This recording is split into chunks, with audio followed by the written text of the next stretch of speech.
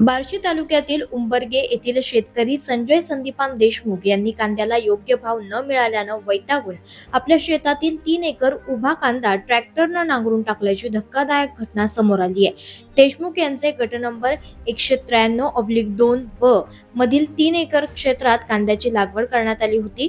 कांदा रोपांची किंमत प्रति किलो 3000 रुपये प्रमाणे 10 किलो रोप लावून तयार केले होते।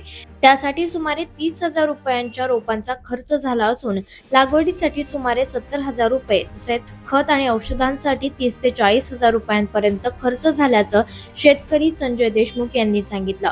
मात्र बाजारात कांद्याला अपेक्षित दर न मिळाल्यानं उत्पादन काढून विक्री करणंही परवडत नसल्याची परिस्थिती निर्माण झाली आहे। सततचा खर्च, वाढते कर्ज आणि हातात काहीच उरले नाही या मानसिक ताणातून शेतकऱ्यानं स्वतःच उभे पीक ट्रॅक्टरनं नांगरून टाकल्याचा टोकाचा निर्णय घेतलाय। माझं नाव संजय संदीपान देशमुख, राहणार उंबरगे, तालुका बार्शी, जिल्हा सोलापूर। गट नंबर 193/2 ब या ठिकाणी 3 एकर कांदा लावला होता।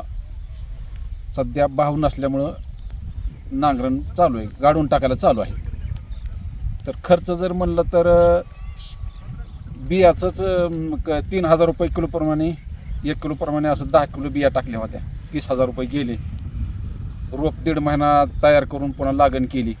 लावायला बाईला मजुरी 400 रुपये हजेरी, 60,000 ते 70,000 नुसते लावायला गेलेत। खताला गेले 30,000 रुपये डोस संपूर्ण, फवारणीचा खर्च वेगळाच। तरी सगळं काही राहत नाही त्यात शेतकऱ्याला। त्याच्यामध्ये सुरुवातीला आम्ही एक खेप 80 कट्टे नेले होते, तर 21,000 रुपये बायांच्या नुसती मजुरी होती। बारदाना 50 रुपयाला, त्याच्या 4,500 वेगळेच, आणि पट्टी लागली 23,000। काहीच राहिलं नाही, नुसत्या काढणीचा खर्च सुद्धा निघत नाही आता सध्याच्या ह्याच्यात। पहिला तर खर्च सोडून द्या लागणीचाही, आता नुसता काटणीचा आणि ह्याचाच खर्च होत नाही, निघत नाही। त्याच्यामुळं आम्ही ही निर्णय घेतला आहे।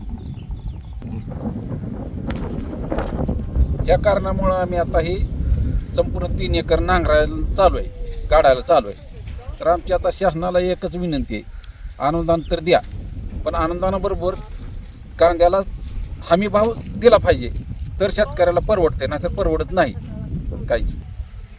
कमीत कमी शासनाला अशी विनंती आहे की कांद्याला कमीत कमी 3,000 रुपयाच्या पुढे तर भाव पाहिजे, नाहीतर शेतकऱ्यापुढे आत्महत्येशिवाय पर्याय काही सुद्धा उरलेला नाही। दैनिक आरंभ पर्व न्यूज करिता लक्ष्मण साबळे, बार्शी, सोलापूर।